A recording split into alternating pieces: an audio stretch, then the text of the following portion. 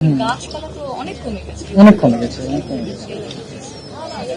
এবং গাছপালা কমে গেছে, ঢাকায় প্রপার খালবিল তো প্রপার নাই। আর ওগুলো তো মেরামত করা হ্যাঁ, এবং নদীগুলো দূষিত হয়ে গেছে, নদীর তো দেখাই যায় না। প্রকৃতি, তারপরে খাল খনন, তারপরে পার্ক এগুলো যদি ঠিকঠাক রাখতে হবে সবার জন্য। ফ্লাইওভার অনেক করা হয়েছে, কিন্তু মানে ফ্লাইওভার মাঝখানে মানে নিচে যে মানুষেরা পার হবে, রাস্তা পার হবে, ওরকম ব্যবস্থা কিন্তু করা নাই। অন্ধকার তো, হ্যাঁ, তো রাত হলে সন্ধ্যা হলে তো এখানে মনে হয় মানে একটু রিস্কি একটা জায়গা। লাইটিং সিসিটিভি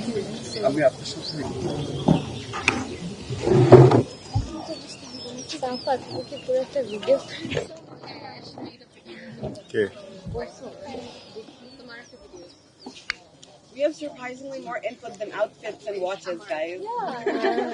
But আপনি যে এত ইনিশিয়েটিভ নেন, that's incredible. তো আজকে থ্যাংক ইউ সবাইকে আসার জন্য। তাহলে আপনি তো সবাই ঢাকায়, জি।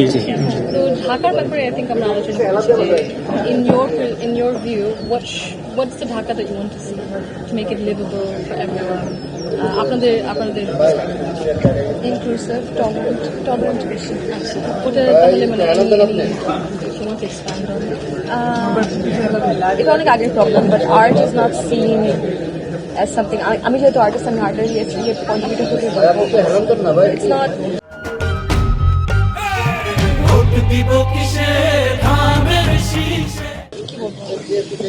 people are not tolerant enough.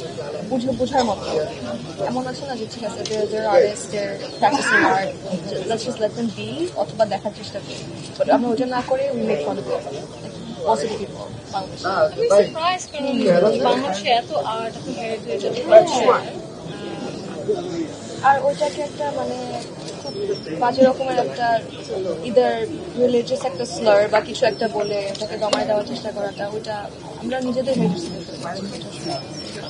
ওনারা বলতেছে, আমাদের আগের যে জেনারেশনটা, ওনারা বলতেছে যে আমরা ট্রেডিশন থেকে দূরে সরে যাচ্ছি, but they keep forgetting that ওনারা ওনাদের পার্সপেক্টিভের জন্য আমরা আমাদের হেরিটেজ থেকে I think that should B.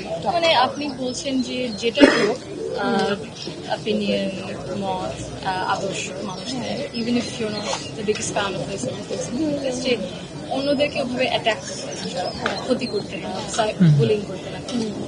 আচ্ছা, মানে we can all live, coexist peacefully, silently. আমরা যানজট মুক্ত ঢাকা দেখতে চাই, প্রচুর জ্যাম হয়, একটা নির্মল ঢাকা দেখতে চাই যেখানে আমরা চাইলে মন ভরে শ্বাস নিতে পারবো, প্রপার অক্সিজেন পাবো।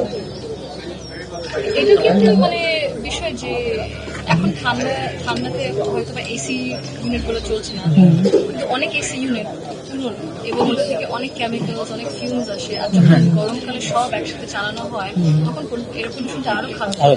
হ্যাঁ, ওটার কারণে বাচ্চাদের, আমারও আগে ঢাকা থাকার সময় আমার শ্বাসকষ্ট, তো আস্তে আস্তে কিন্তু অনেকজন লাং ক্যান্সার, অনেক কিছু বাচ্চা হচ্ছে। গাছপালা তো অনেক কমে গেছে। এবং গাছপালা কমে গেছে, ঢাকায় প্রপার খালবিল তো প্রপার নাই। আর ওগুলো তো মেরামত করা হ্যাঁ, এবং নদীগুলো দূষিত হয়ে গেছে, নদীর তো দেখাই যায় না। সব জায়গায় বালু ভরাট করে বিল্ডিং হয়ে গেছে, কারখানা হয়ে গেছে। মানে এই যে মানে মনে করেন খাল বিল একটু মেরামত করা, পার্ক গুলো মেরামত করা, যদি আপনারা কি মনে করেন যে যদি না হয় ভলেন্টিয়ারি, আমার মনে হয় আমি লন্ডনে ওখানে সাধারণ মানুষেরাই মানে কমিটি নিজেরাই করে ভলেন্টিয়ার প্রতি রবিবার। এখানে আরেকটা বড় ব্যাপার আছে, কারণ আমাদের সবগুলো খাল দখল হয়ে গেছে। ইউনিভার্সিটি স্টুডেন্টরা পাওয়ারফুল মানুষজন আছে যারা হচ্ছে চাইলে আপনি দখল মুক্ত করতে, হয়তো পাওয়ারফুল যারা আছে তারা পারবে, ইনস্টিটিউট পারবে, কিন্তু স্টুডেন্টদের পক্ষে এটা পসিবল হয় না। অনেক এনজিও তো এরকম ইনিশিয়েটিভ নেয় যে ইউনিভার্সিটি স্টুডেন্টদের অথবা ভলান্টিয়ারদেরকে নিয়ে একটা ইনিশিয়েটিভ নেয়, সারাদিন একটা দিন বা 2 দিন ধরে ক্লিন করে একবার মানে সাস্টেইনেবল, পরের দিনই না, মানে tax a couple weeks, maybe a month এরকম, তারপরে আবার আগের মতো। তো এটা হয় কারণ মানে একটা মানে ধুমধাম করে একবারে ক্লিন করার পর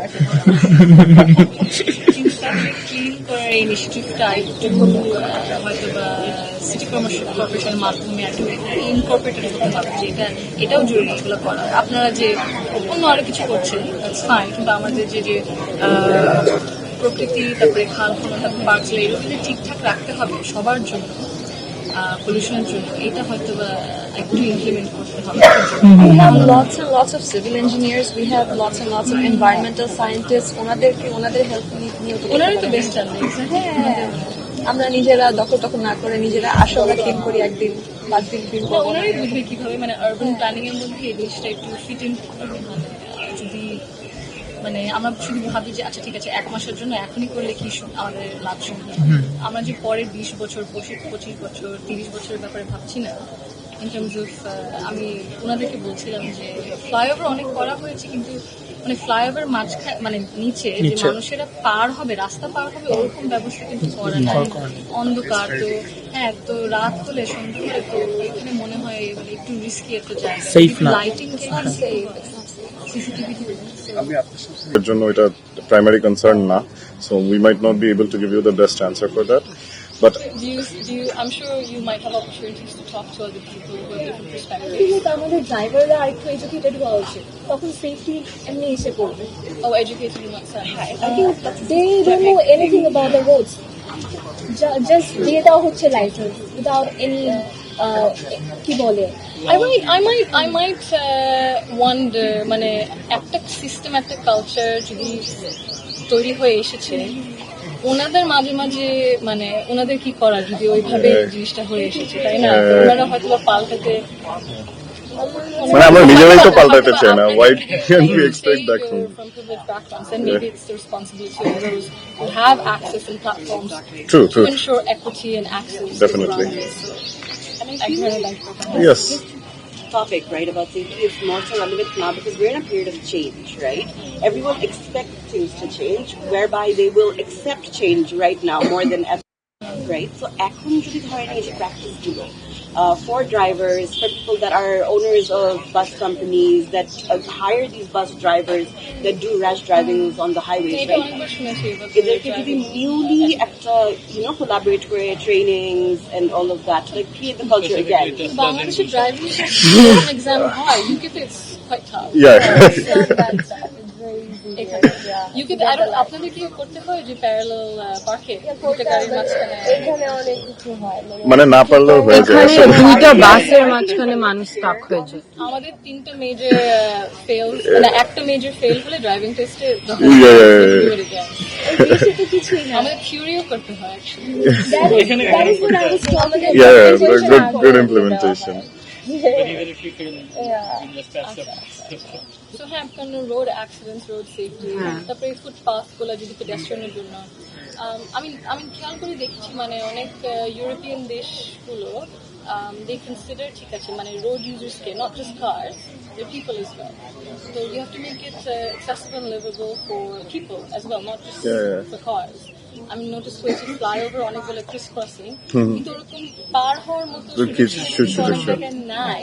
True. ওইটাই তো একটা জিনিস যে প্ল্যানিং এর দিক থেকে thinking more inclusively. So there's another thing, like a lot of us go to BRAC. আমাদের ব্র্যাকের একটা জুনিয়র recently মানে he had an accident, অনেক severe one. এটা পাঠাও ওঠার পরে হয়েছিল। So if we can make these platforms like Pathao, Uber, InDrive যতগুলো আছে, them accountable for such incidents, যেটা ওরা একদমই নিতে চাচ্ছিল না, like all of my friends from BRAC, আমরা অনেক ইনফ্লুয়েন্সার্স দেখে দিয়ে এটা পোস্টটা শেয়ার দিয়েছি, পাঠাও স্টিল একটা মানুষের অ্যাক্সিডেন্টের লায়াবিলিটিটা নিতে চাচ্ছে না, which was very disheartening. Because ওর একটা ফ্যামিলি আছে আর ওর ফ্যামিলি ওই ট্রিটমেন্টটা এফোর্ড করতে পারতেছে না, এটা তো গভর্নমেন্ট দেখবে না, right? So what happens to that person? অনেক ব্রাইট একটা স্টুডেন্ট ছিল। সো আমরা যদি এটা পাঠাও উবারের উপর বাধ্যতামূলক করে দিই যে বাংলাদেশে যদি if anything happens you are the one who's liable, তো তখন দেখা যাবে যে একটু ওই ফিয়ারটা থেকে মানুষজন ঠিক হয়ে যাবে।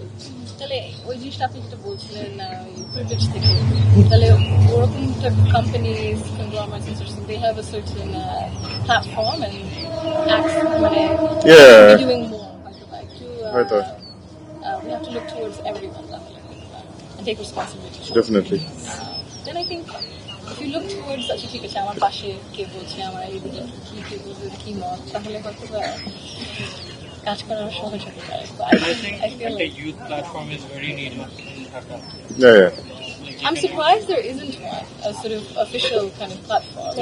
No, there's গত বছর did you feel there would be something more concrete after last year? Nah, not really. Not really. What we But see now nothing this August is when we're united and connected, a lot of things can happen, but we are not. We are not connected. Why do you True, think we are people not lack united. connection, unity? If there's no platform and government if they take any initiative after a new government is formed for any initiative like this, youth platforms, I think that's going to be a good thing. That's going to be a good thing. So everyone can come there. They can, such as we have seen co-working spaces, right? So what happens? A lot of startups come there and they work together. But there is no space like this where the youth can come and they all can talk and they can figure out stuff. They can make changes or they can take initiatives. And it's very hard to take initiatives on your own. When you have a platform, it's very easy. You can talk with a lot of people. Social media থেকে তো আমরা দেখলাম গত বছর, that's Yeah. how a lot of it happened. So, but at a physical একটা যদি Such as we have different platforms like JCI, around there are Junior platforms Chamber. not like that. That's right. Yeah, so I feel like I also told this to you the last time we met, right? For like events and unified like for the youth. But I feel like if there's a youth organization, it has to be detached from power politics and has to have like equal representation.